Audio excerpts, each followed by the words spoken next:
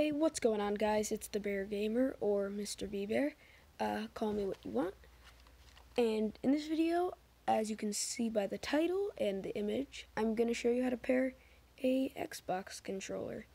It's pretty simple. All you have to do is go up here to this. I already am paired to mine, but here's what I'll do. I'll forget the device.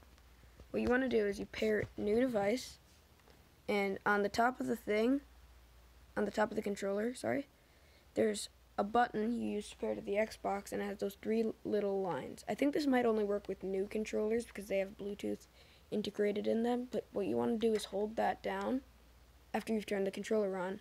When the light's blinking, it should come up right here. Xbox wireless controller.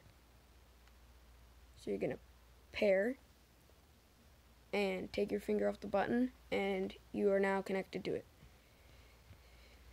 This works like, basically you can use it on a lot of apps. There's apps you can get that like make it work for some games. Like I know it doesn't work for like PUBG Mobile. That's one of the games I've tested it on.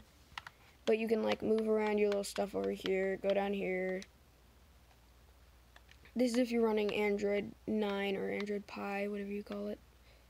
You can like do, if you press B, it goes back. If you press A, it goes into the app.